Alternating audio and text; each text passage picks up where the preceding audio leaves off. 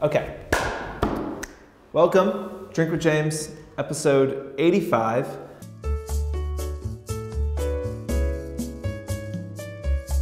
I left my camera at home today, so we're filming on Tim's, so hopefully I look good on a Sony. I feel like they're a little higher contrast, so if I look super contrasty, it isn't my makeup, it is Tim's camera. Blame it on him.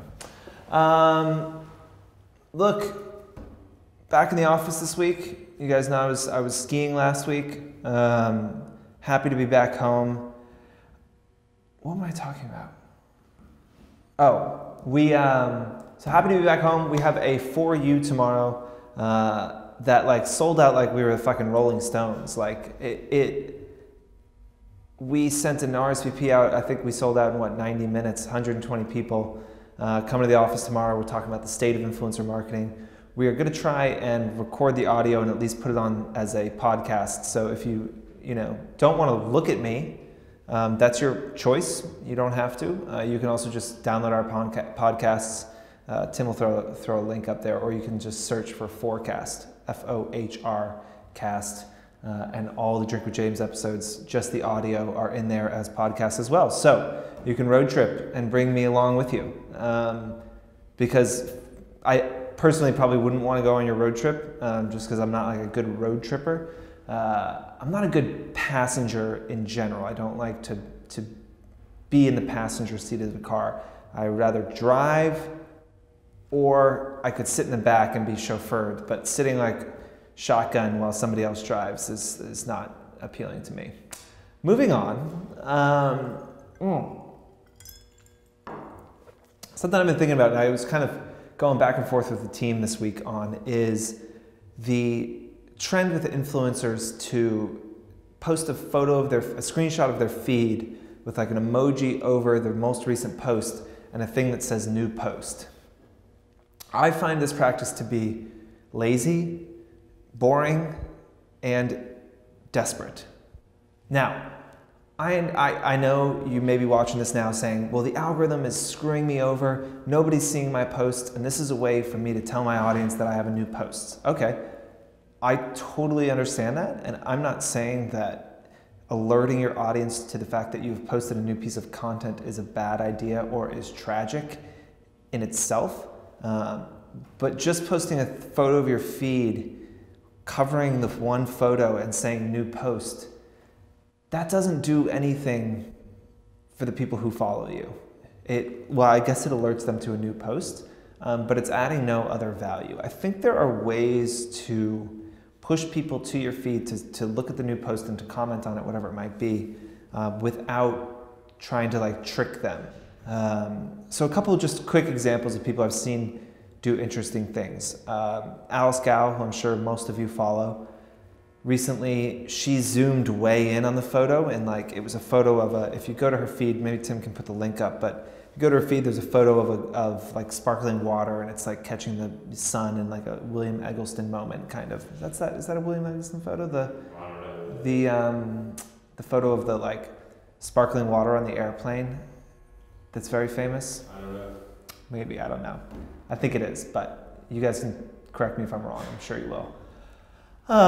Anyway, so she zoomed way in, and it's just this like super detail of the glass and the water bubbles in the glass, and you can't really tell what's going on. And she says, I zoomed way in on this, the new post I did on my feed. I really like this. But it makes you want to go to her feed and then see, what is this a photo of? Because I'm not understanding it. I see something beautiful. I see some patterns and shapes, but I don't see what this is a photo of. And so I thought that was a really creative way to drive people. Rach Martino has been doing these behind the gram stories where she'll post a photo. She doesn't do it for everyone, I don't think, but she'll post a photo and she'll write a big long story about, why she took the photo, why the place was meaningful, whatever.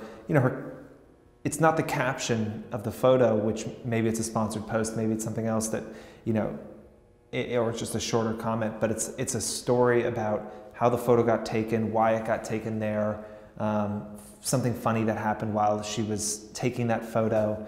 I think for me, I always find myself, putting my thumb on the screen and pausing and reading it, because I find that interesting. And then sometimes I'll then go to the feed and like the photo. We always talk about, thinking about the relationship between yourself and your followers as something that needs to be mutually beneficial. You're benefiting because each new follower you have, makes it more likely for you to work with brands, makes you be able to charge more to work with brands, does all of these things, right? But this is not a, parasitic relationship. You don't just get to take and take and take from your audience. You have to give them something back. And I think that you should be thinking about that relationship and that, call to provide value every time you post anything. And so if you're driving people to a new post and you're just screenshotting your feed and saying new post, that doesn't do a fucking thing for me as somebody who follows you. So just think about how you can flesh that out and how you can do something to help portray the feeling when you were doing that post. Zoom in on a detail. Take an outtake from the that's something Rach does as well sometimes. She will post the one where her eyes are closed and she's all looking all wonky, and she'll be like, we'll go to the feed to see the real one where I don't look ridiculous. Do something, let's say I was shooting this suit. Maybe I would shoot a flat lay and I'd say, hey, in my feed, there's a new photo of me wearing this suit. That would be like, ooh, that's a nice suit. I will click to see, I'm actually going to click to see that, because when you're going through people's Insta stories, my feeling is you don't want to be driven to the feed. You are in you're in Insta stories. You're there for a reason, and you're probably looking to burn through the stories really quickly, right? You're not necessarily looking to jump out. So I do think that if you want to drive people to your most recent post, give them a reason to go there. Don't just announce that it's there. It's lazy. Again, I think it looks a little desperate. It looks like you're hurting for engagement and that you are wanting engagement too much. So do something to flesh it out. That is just something that's been bothering you recently. Take it as you will, but experiment with it. And let me know in the comments if this is working for you. I don't have a big enough following really to test this to A/B test this really well, but I would be super interested to know for y'all, how much more engagement you get when you do tell people that there's a new post there. And if you see it uptick, and if you do, go in the comments and let me know, or drop me an email. I'd be interested in hearing about that. So let's slide into the questions real quick, because it's very hot in this conference room, and this suit is wool. Also, I just want to say something really quickly. Somebody said in the comments on our Instagram the other day that I could get my point across without cursing so much. I respectfully disagree. I live in New York. New Yorkers curse a lot. It's just like it or not, fuck is just a part of the vernacular here. Now, I was raised in the South, and it's very different there, cursing. And Tim's a Southern boy too, and he will attest as well. Cursing is just not as culturally, acceptable as it would be in the Northeast. I curse a good amount. I curse more when I drink. And I find that if I try too hard to not curse, sometimes it comes off as a bit wooden and a bit too thought out, because I'm consciously trying not to curse. So I am not doing it to shock. I'm not doing it to try and seem cool. I know I'm cool. I don't need to curse to know that. It is just the way I talk, and I try and talk to y'all in an authentic way, and I try not to, to kind of hold anything back. And Tim, I don't see these questions until I sit down to answer them. That's not because I'm lazy. It is because I don't want it to be something where I spend all day thinking about it and I write a script and I sit down and I say, today we're going to talk about influencer marketing and 3 ways that you can, sometimes I ramble, and sometimes it takes me a while to get to a point. And sometimes in that rambling, I discover, kind of something else, and we kind of go into a place that is really interesting. I think hopefully is interesting for y'all. And so it is that off-the-cuff authenticity that I think has made the show, popular, if we could say that. The flip side of that is that I say fuck sometimes, and I hope that doesn't offend. I don't mean to offend, and my mother doesn't like the fact that I curse so much. But what the fuck are you gonna do? So, moving on now to the actual questions.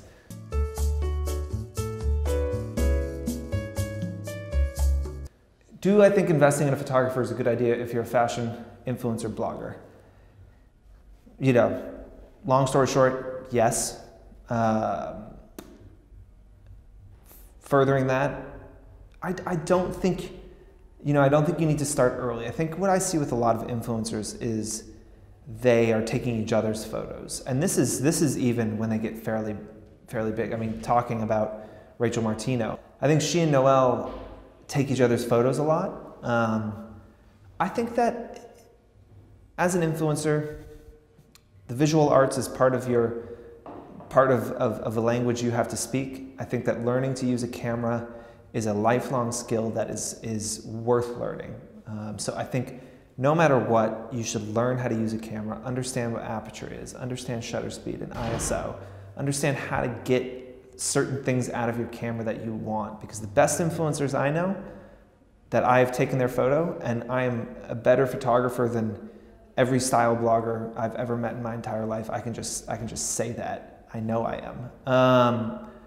But when they hand me the camera, they tell me exactly what they want, and Marcel may not be a photographer, but he hands me, he's like, cool, can you shoot me at f5.6 or above, and with this focal length of a lens, et cetera, et cetera, et cetera.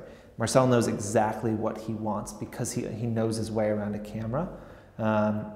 And you don't want to get into a position where if you have a photographer, they shoot you in a way that you don't like and the photos are worthless and now you've paid for that. So I think first it's important to try and learn how to use a camera, and then as time goes on and you grow, especially if you're getting paid deals, I think it makes sense to have a photographer. Now, if you're in a position where you don't have any, there's no blogger friends around to shoot you, maybe you have to pay a photographer earlier, but you can also throw it in a tripod. I'd say most of these new cameras now, you can control the camera with your phone, and it's pretty easy to do self-portraiture.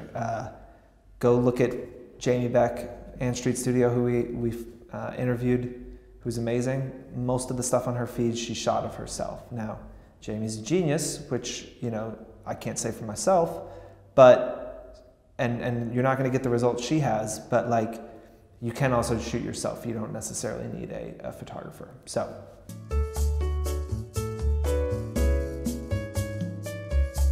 This is the age-old question, right? You took the Michelle Take Aim challenge. If I just use an iPhone to take photos of myself, are brands gonna wanna work with me?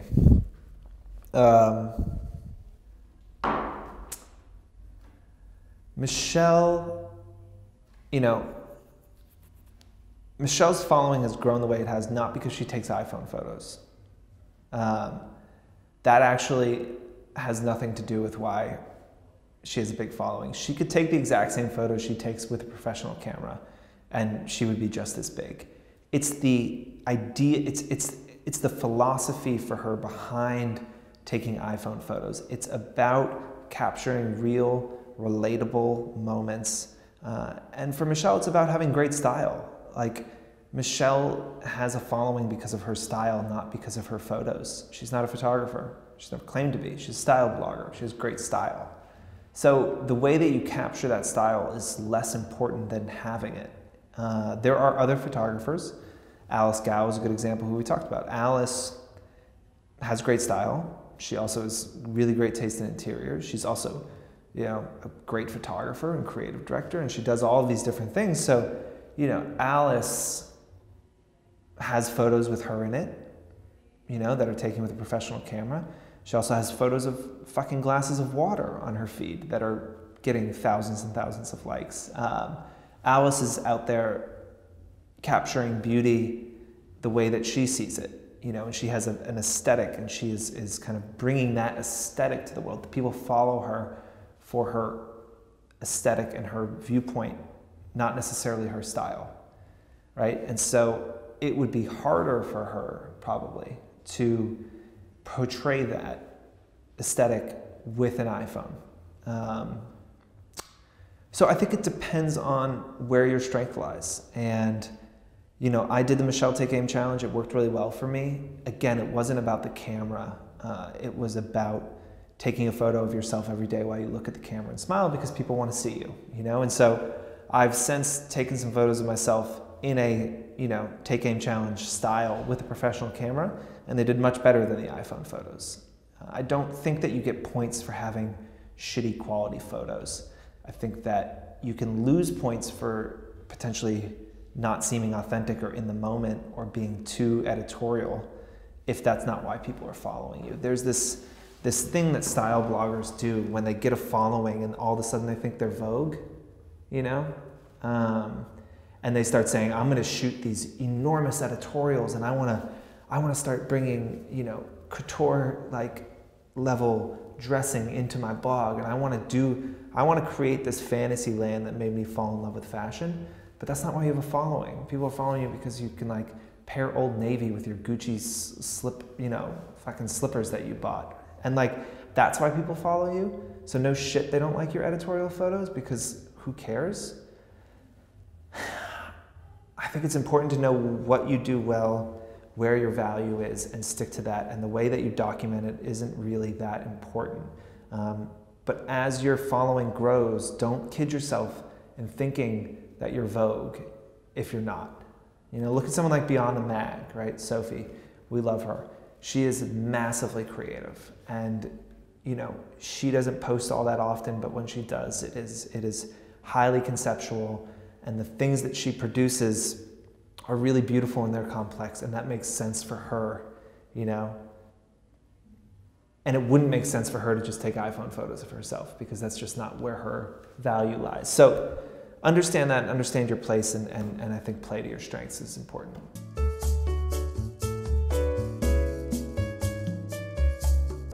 Do I think that the influencer world is oversaturating and brands are working with them too much, or our brands... The same people. Our brands aren't looking for new people.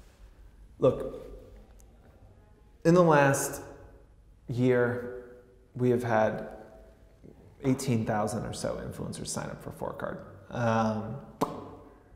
Platform over, you know, more than doubled in size in the last year. And so I've seen firsthand how many amazing people are out there. And you know, Tim and I were just talking about a new thing that we're going to do in the office here. Where we're going to invite influencers in, 25 influencers once a month, to come in and give 5-minute presentations on who they are, what they do, why they think that they should be working with brands, et cetera, et cetera.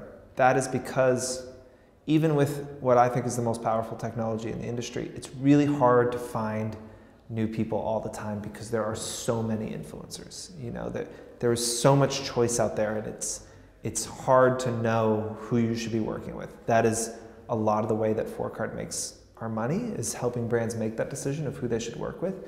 And we are always looking for new people. But I live in New York City, and I go to the same 3 restaurants and bars because like people get into their routines and they're used to it, and they think, you know what? For me, I think I got $100 to spend on dinner. I'm going to go to this place that I know is going to be good. I'm going to be treated well. The food is good. The drinks are good. The ambiance is good. The music is good. There's no risk there. I'm going to have a good time. Or I can go to this place I've never been. Could be shit. I could be treated like shit. Could be playing tragic music, and I could have a bad experience, and now I've just wasted my money. Same thing for influencers. You say, well, I've got this person who always delivers. They work hard for me. They over-deliver. They're great. I love their photos. Their audience knows about us already. They're easy to work with. I get drinks with them 4 times a year. Or I have this new person that cold emailed me a week ago. Their feed looks pretty interesting. Could be good, but is it worth it? Is it worth the risk? Because what's the payoff, right? On my restaurant example, just to use a metaphor here, that could become my new favorite restaurant, and right, and that is why you say it is worth it. It's worth the risk, because I live in New York City and I should be trying new restaurants. It's worth the risk of $100 to try this new place, because it could be amazing. It could like be my new favorite place. On the influencer side, you have to make sure you're laying out what that reward is. It is every time a brand works with you, be it paid or unpaid, there's inherent risk in that. Risk that you could be a pain in the ass, risk that you could do something embarrassing and put the brand into a PR situation that they don't want to be in, or risk that they waste their money if they're paying you. So you need to think about how you're going to mitigate those risks, or at least have a brand not be thinking about those risks and just get really excited about working with somebody new. You don't get to get jobs just because you have a following.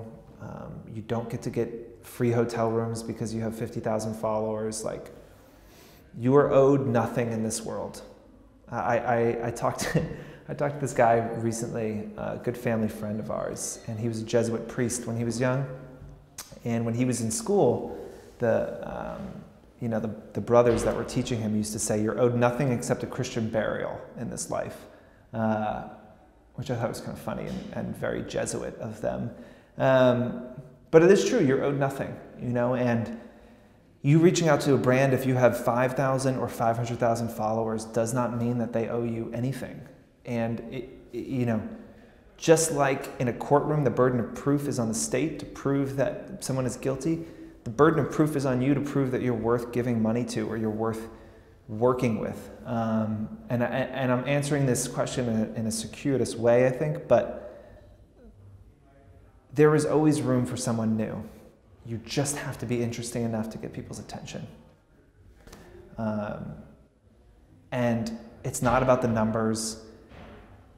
I mean, it is about the numbers, but it's not about the numbers. Like, talent and a unique viewpoint, and that, like, je ne sais quoi is something that, like, people see if you have 1,000 followers or 1,000,000 followers, right? It's why talent scouts exist. It's like, this is not anything new. So, like, when I say focus on the content till you get to 50K, what I'm saying is getting to 50K probably means you have a point of view. You have something worth listening to. You need to find that thing. Brands will see it early, but just focus on that. Look, it's Marie, who is on our execution team. It's her birthday. She's been doing dry January. She hasn't had a drink in a month. So I am going to go have a drink with her. So, cheers.